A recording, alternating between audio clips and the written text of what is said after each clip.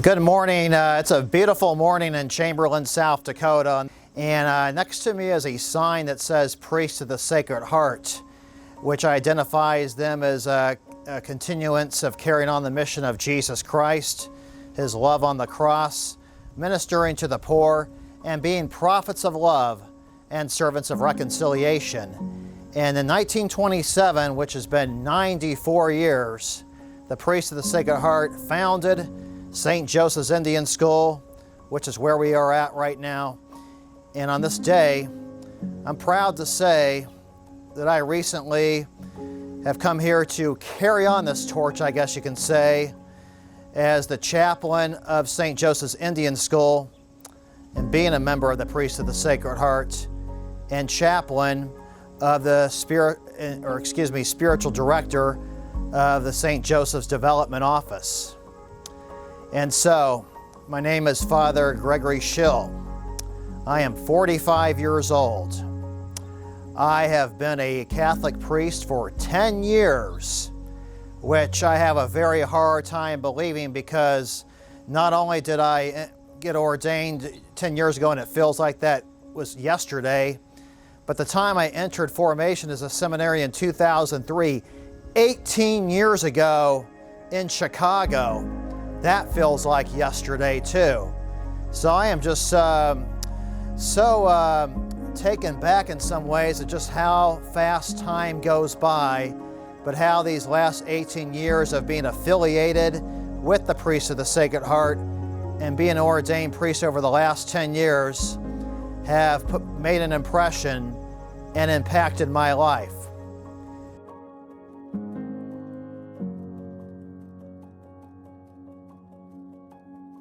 Perhaps some of you would love to know what attracted me to the priesthood, especially to the Priest of the Sacred Heart. And that is, many years ago, I was seeking out a possible vocation of looking at the priesthood. I honestly wasn't sure where to go and what religious order was out there, because I looked at a book called A Religious Guide to Ministries. I opened it up and I thought there was going to be just a couple of answers, but there was a variety of religious communities to look at. So I said, where do I go from here? So I decided just to honestly randomly pick a few out, hoping for the best, that I would find the right place. And before you knew it, a vocation recruiter gave me a call.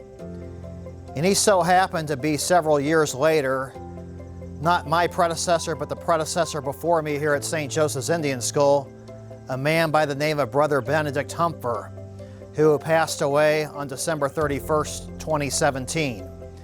He was the first person to contact me from the order, telling me about it, setting up an interview with me, and eventually going to what was called a Come and See retreat in Chicago, with the purpose of meeting other people in the seminary, other priests and brothers in our foundation, and asking a lot of questions to see if this would be a good fit.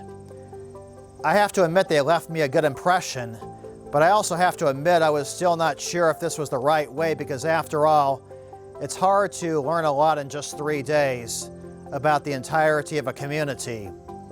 And I admit I am still learning, but I decided this: give the Priest of the Sacred Heart a try.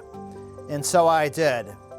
I gave my commitment for 2 years in the seminary, and then I decided to do a self-evaluation 2 years in.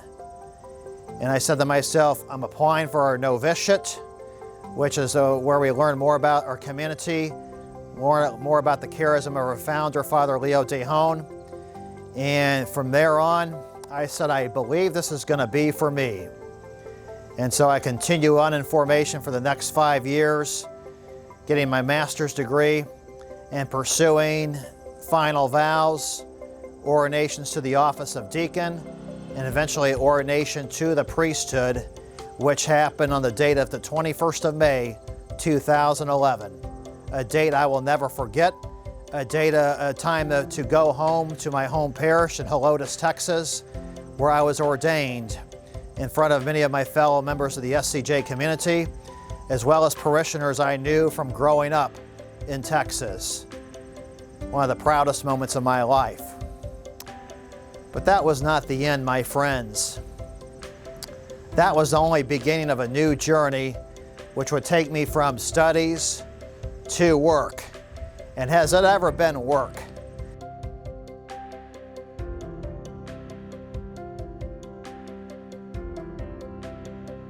I was, after finishing my diaconate internship in a suburb of Milwaukee called Franklin, Wisconsin, I was within 1 month after my ordination, July 1st, 2011 to be exact, sent to northwestern Mississippi.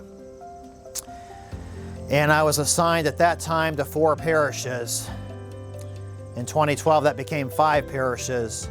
In 2015, that became 6 parishes. 6 busy parishes consisting of sacramental preparation for weddings, for example, doing many funerals, spending time in religious education with the children, preparation for confirmation, serving on the priest council, serving as dean of my deanery, just to name a few, as well as being involved in remodeling of 3 parishes, and also making plans to build 2 more parishes, which we were in planning stages of, with the maps, with the floor plans, before I left for my new assignment here in Chamberlain, South Dakota.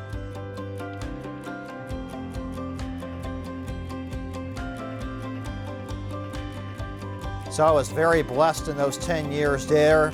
Lots of hard work, but nevertheless, I could say that experience was worthwhile and helped me, I believe, from the bottom of my heart to prepare me for this assignment here in Chamberlain as the chaplain of the school, the chaplain for the staff here, and as spiritual director for the development office and our donors who make it possible to allow this wonderful institution to function and create a good education for our students, as has been tradition here for the last 94 years, since the year 1927 when the great Babe Ruth hit 60 home runs for the Yankees, when Lindbergh took his transatlantic flight across from New York to Paris. It's been that long, but that tradition has never ceased and has brought me here with great joy. And I cannot tell you the great news I had from the bottom of my heart when I got the news on February 5th that I would become the chaplain at St. Joseph's Indian School. When I found that out, I said, wow, I get to go to a new place, a new setting, and see other elements of religious life, other elements of ministry, other cultures, languages, not to mention geographical locations. I can't tell you what I am looking forward to in the coming months. I know it's going to be cold here. I know we're going to have a nice long winter, but you know, you serve where you're sent, you serve where you feel like you're called, and you put those elements to the side because it's the people that is God's creation that comes first. And that's what brings me here to serve the people here at St. Joseph's Indian School. And I'm proud to be here for that.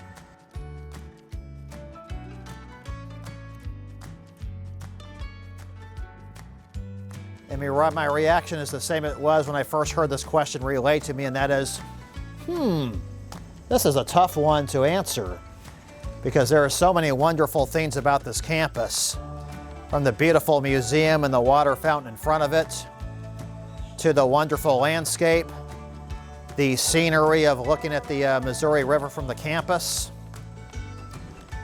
and the equine therapy program and the horses that are a very integral part of the school at helping the students to learn other things, and that is making us aware and extending that love of St. Francis of Assisi, who I will proudly do a blessing of on October 4th at 8:15 a.m.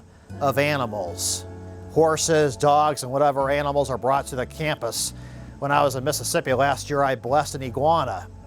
So I love blessing animals because we're reminded by St. Francis of Assisi, the patron saint of animals, the patron saint of the integrity of God's creation, that we must recognize the dignity of all of God's creation, not just us as human beings, but of all animals, because they are all loved in the image and likeness of God. And we must respect them. We must also make the effort to learn from them and to learn what we can learn from animals, and how we can learn to respect others by looking at how we respect animals, especially horses or others that are vulnerable, that we care for them. It can help us grow, it can help us stay calm in tough situations, help bring therapy to us, and help us to grow in our love for one another as sisters and brothers in Christ. And I firmly take that into my charism as carrying on the Dehonian vision of serving one another as prophets of love and servants of reconciliation. And so I am proud to have an intense love for animals. I am proud to have a very intense interest in our equine therapy program, as I truly believe that will be a great part in the years ahead for our children and the many other activities that the children participate in their growth of their education here at St. Joe's, and in the nurturing of their faith. One more thing about animals.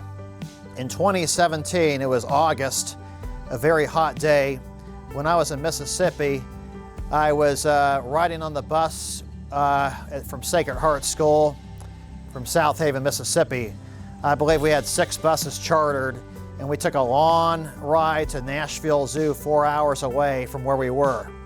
And the purpose of that visit was, it was kind of like on one of the ground zeros for the eclipse we had that year. So right about the time of the eclipse, it was 94 degrees. And over a 10-minute period, not only did it get dark, but the temperature cooled down about 22 degrees. So our purpose of that trip was not just to be part of the most awe moments of an eclipse, but also to observe animal behavior and hear the noises and the backgrounds of things you would normally hear at nighttime of animal behavior. And that's another awareness that we put into our students, as well as myself and other staff. And that is another reason why I love animals so much, love God, and love the people of God whom I serve. And I'm looking forward to being here for a long time to come. How long that is, I have no idea. It's kind of up to many things from authorities of my religious congregation, but also to remember that God is always in all of this. And so as I speak to you today, I thank you again for taking your time and undivided attention to this wonderful video on this beautiful day to learn more about St. Joseph's. And I look forward to hearing from some of you.